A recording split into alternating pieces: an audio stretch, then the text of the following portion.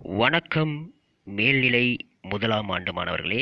இன்று நாம் மேல்நிலை முதலாம் ஆண்டில் இயல் 2இல் கவிதை பேழையாக இருக்கக்கூடிய திருமலை முருகன் பள்ளு என்ற கவிதை பகுதியை பார்க்க இருக்கிறோம். அப்போ இந்த பாடல் என்ன சொல்ல வராங்கன்னா, உழவர் உழத்தியரது வாழ்க்கையில் நிகழும் நிகழ்ச்சிகளை எளிய நடையில் நயம்பட வெளிப்படுத்துவதே பள்ளு சிற்றிலக்கியத்தின் உட்கோலாகும். நெல்லு வகையை எண்ணினாலும் பள்ளு வகையை எண்ண முடியாது. வேளாண்மை இலக்கியமான பள்ளு அரிய பல செய்திகளின் கருவூலமாக விளங்குகிறது. அப்போ உழவர் உழத்தியர் அப்படின்னு சொல்றது யாருன்னு பார்த்தீங்கன்னா,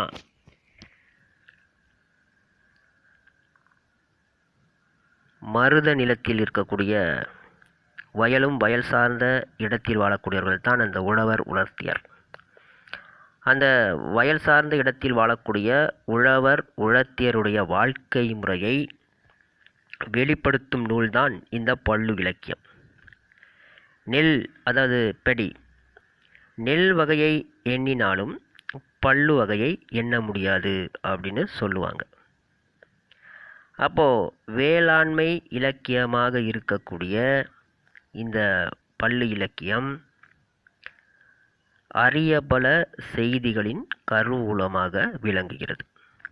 அப்போ மருத நிலத்தில் வாழக்கூடிய அந்த உழவர் உழத்தியர்களுடைய வாழ்க்கை முறையைத்தான் இன்று நாம் பார்க்க இருக்கிறோம். அப்போ பார்த்தீங்கன்னா, இந்த பாடலில் வடகரை நாடு தென்கரை நாடு அப்படின்னு இரண்டு நாடுகளும் அந்த நாடுகளில் இருக்கக்கூடிய வளங்களை பற்றியும், அதாவது வளங்கள்னா அந்த நாட்டினுடைய இயற்கை அமைப்பை பற்றியும் தான் இந்த பாடலில் கவிஞர் அவர்கள் சொல்ல வருகிறார். அப்போ நெல்லு வகையை எண்ணினாலும் பள்ளு வகையை எண்ண முடியாது. அப்போ இந்த பள்ளு, திருமலை முருகன் பள்ளு என்பது உழவர் உழத்தியர், மருத நிலத்தில் வாழக்கூடிய உழவர் உழத்தியர் அவர்களுடைய வாழ்க்கையை சொல்லக்கூடியது. அப்போ நில வகை எடுத்துக்கிட்டிங்கன்னா 5 வகைப்படுகிறது. குறிஞ்சி, முல்லை, மருதம், நெய்தல், பாலை. இதில் குறிஞ்சி என்பது மலை சார்ந்த இடம், முல்லை என்பது காடு சார்ந்த இடம், மருதம் என்பது வயலும் வயல் சார்ந்த இடம். அப்போ இந்த மருத நில மக்களுடைய வாழ்க்கையைத்தான் இங்கே நம்ம பார்க்க இருக்கோம்.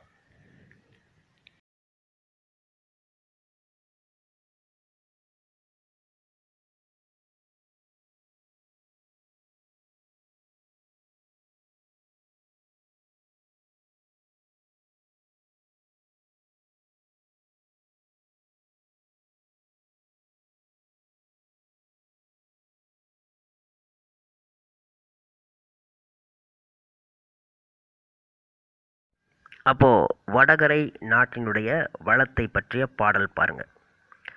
மலரில் ஆரளி இந்துளம் பாடும், மடை இடங்கனி வந்துளம் ஆடும், சலசல வாவில் செங்கயல் பாயும், தரளம் ஈன்ற வெண் சங்கயல் மேயும், குளமின்னார் மழை பெய்யன பெய்யும், குடங்கை ஏற்பர் செய்யனச் செய்யும், புலவர் போற்றும் திருமலைச் சேவகன் புகழ் வட ஆரி நாடெங்கள் நாடே. மலரில் ஆரளி இந்துளம் பாடும், மடை இடங்கனி வந்துளம் ஆடும், சலசல வாவியில் செங்கயல் பாயும், தரளம் ஈன்ற வெண் சங்கயல் மேயும், குளமின்னார் மழை பெய்யன பெய்யும், குடங்கை ஏற்பார் செய்யனச் செய்யும், புலவர் போற்றும் திருமலைச் சேவகன் புகழ் வட ஆரி நாடெங்கள் நாடே அப்படின்னு வடகரை நாட்டினுடைய வளத்தை கவிஞர் பெரியவன் கவிராயர் அவர்கள் சொல்கிறார்.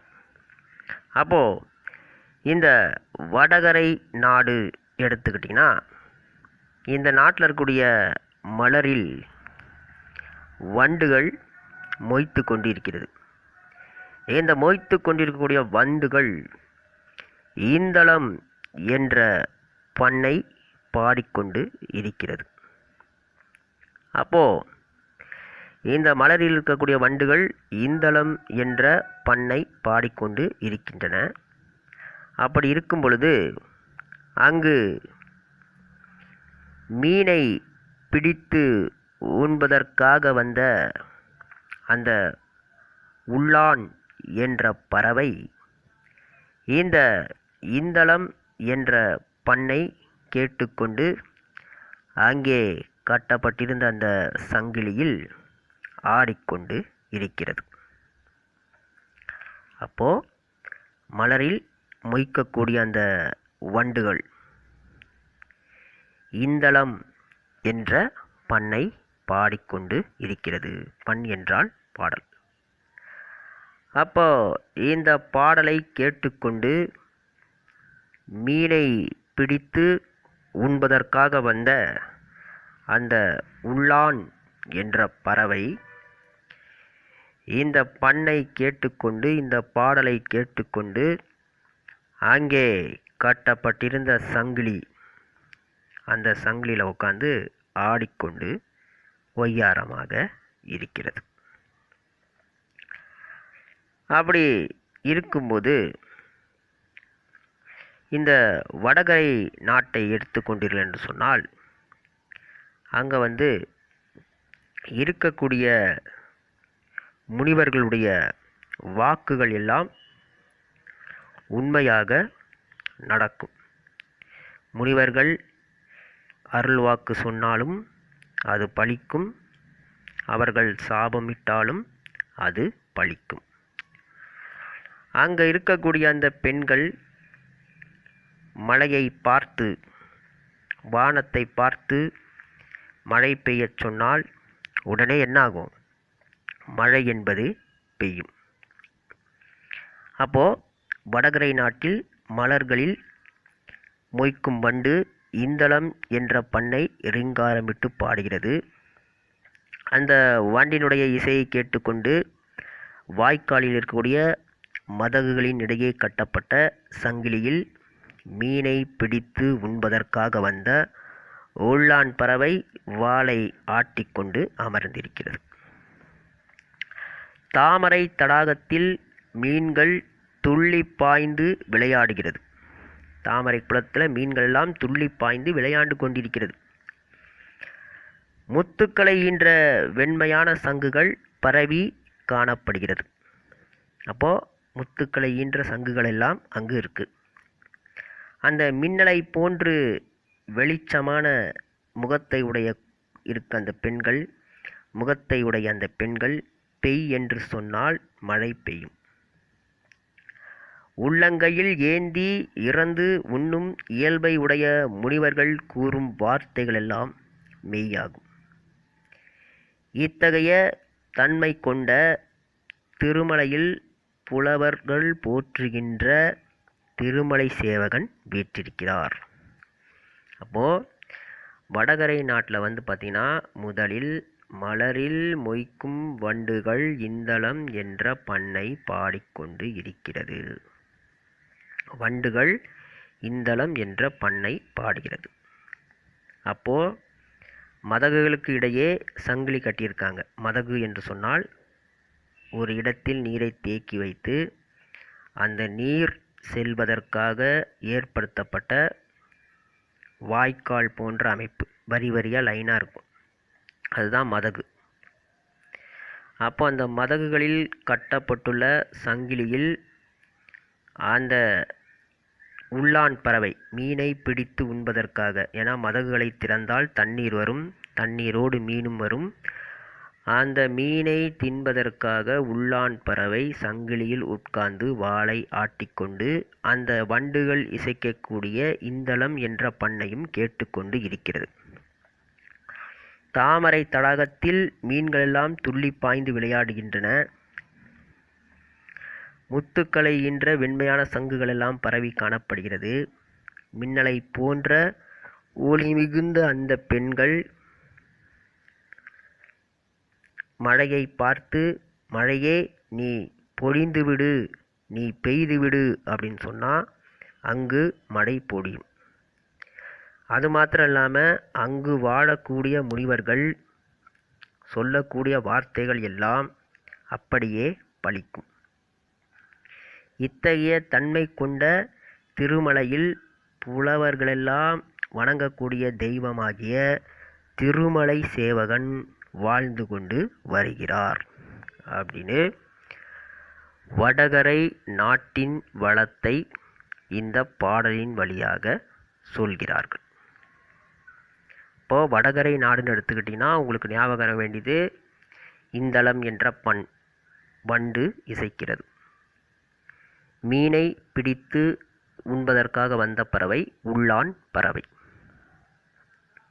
அங்கே இருக்கக்கூடிய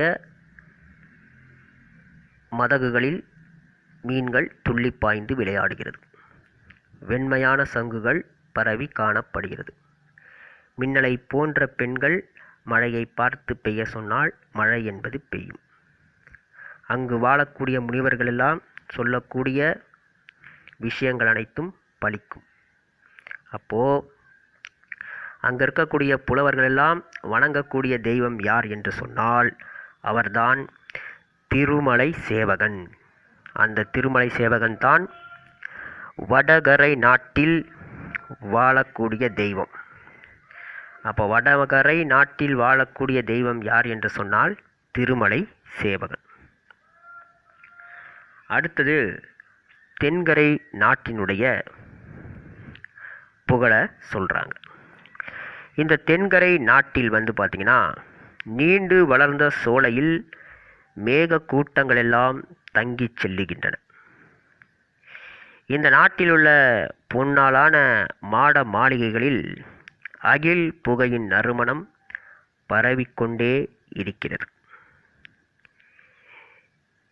இந்த மாளிகையில் மயில்களும் கார்கால மேகங்களும் சூழ்ந்து அந்த மாளிகையை காத்து கொண்டு இருக்கிறது.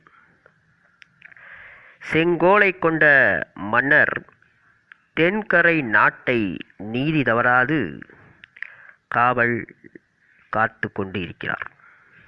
அப்போது தென்கரை நாட்டினுடைய வளம்னு எடுத்துக்கிட்டிங்கன்னா தென்கரை நாட்டில் நீண்டு வளர்ந்த சோலையில் பெரிய பெரிய சோலையில் மேக கூட்டங்கள் எல்லாம் தங்கி செல்கின்றன.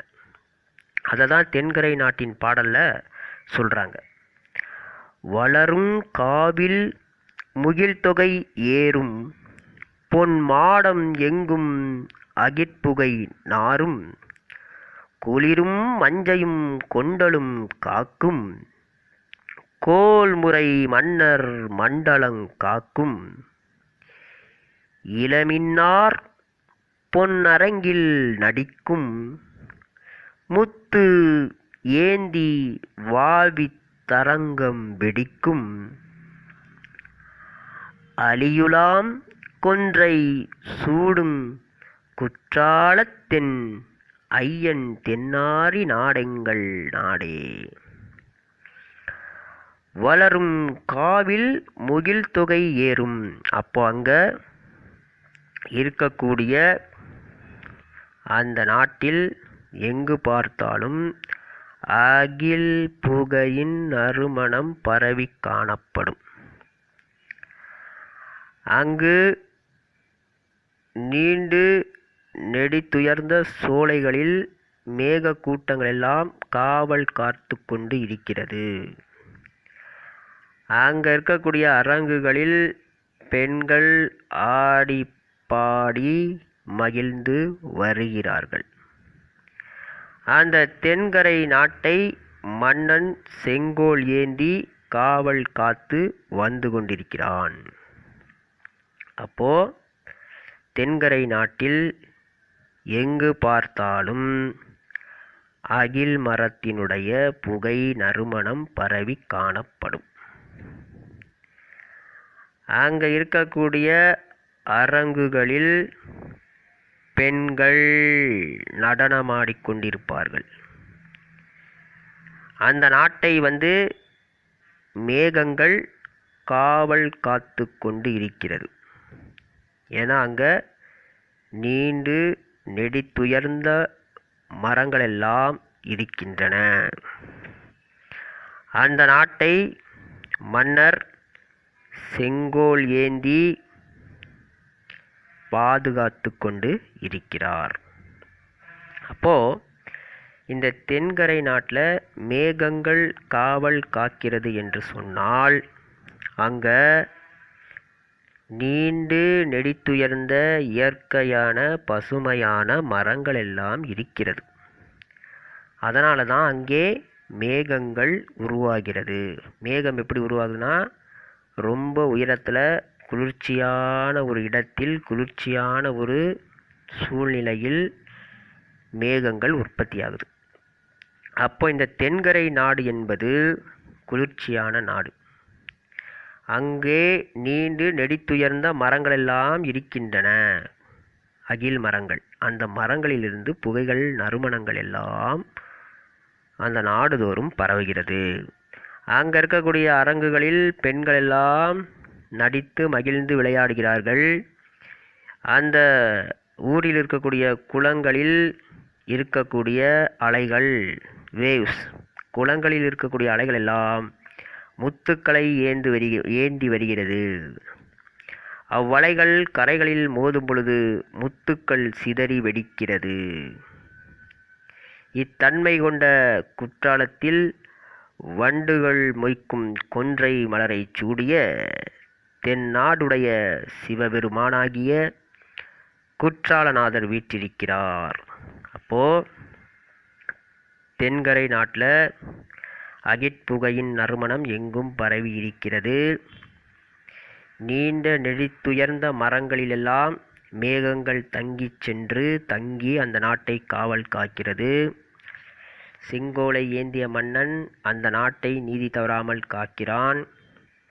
அங்கிருக்கக்கூடிய அரங்குகளில் பெண்கள் எல்லாம் நடித்து மகிழ்ந்து விளையாடுகிறார்கள். அந்த ஊரில் இருக்கக்கூடிய குளங்களில் இருக்கக்கூடிய அலைகள் முத்துக்களை எல்லாம் ஏந்தி வருகிறது. அந்த குளங்களினுடைய அலைகள், குளத்தினுடைய வேவ்ஸ், அலைகள் முத்துக்களை ஏந்தி வருகிறது. அப்போது அந்த முத்துக்கள் எல்லாம் கரையை டச் பண்ணும்போது, கரையை மோதும் பொழுது முத்துக்கள் சிதறி வெடிக்கிறது. இந்த மாதிரியான தன்மை கொண்ட குற்றாலத்தில் வண்டுகள் எல்லாம் கொன்றை மலரை மொய்த்துகின்றன. அந்த கொன்றை மலரை சூடிய இறைவனாகிய சிவபெருமான் தான் குற்றாலத்தில் வாழ்ந்து வருகிறார் அப்படின்னு வடகரை தென்கரை நாட்டினுடைய வளத்தை இந்த பாடலில் சொல்கிறார்கள். அப்போ உங்களுக்கு வடகரை நாடு அப்படின்னா அங்கே இந்தளம் என்ற பண்ணை வண்டுகள் பாடும். உள்ளான் பறவை மீன் பிடிப்பதற்காக மதகுகளின் இடையே கட்டப்பட்ட சங்கிலியில் அமர்ந்திருக்கும். மின்னலை போன்ற பெண்கள் பெய் என சொன்னால் மழை பெய்யும். முனிவர்கள் சொல்லக்கூடிய வாக்குகள் எல்லாம் பலிக்கும். அங்கு திருமலை சேவகன் ஆட்சி செய்கிறார். தென்கரை நாட்டுக்கு வந்தீங்கன்னா, இந்த தென்கரை நாட்டில் எங்கு பார்த்தாலும் அகில் புகையின் நறுமணம் பரவி காணப்படும். வானளவு உயர்ந்த மரங்களில் மேகங்கள் எல்லாம் தங்கிச் சென்று அந்த நாட்டை காவல் காக்கிறது. செங்கோலை ஏந்திய மன்னன் நீதி தவறாமல் அந்த நாட்டை ஆட்சி செய்து வருகிறான். அங்கு இருக்கக்கூடிய அரங்குகளில் பெண்கள் எல்லாம் நடித்து மகிழ்ந்து விளையாடுகிறார்கள். அங்கு இருக்கக்கூடிய குளங்களில் இருக்கக்கூடிய அந்த அலைகள் முத்துக்களை எல்லாம் ஏந்தி வருகிறது. அந்த முத்துக்கள் கரையை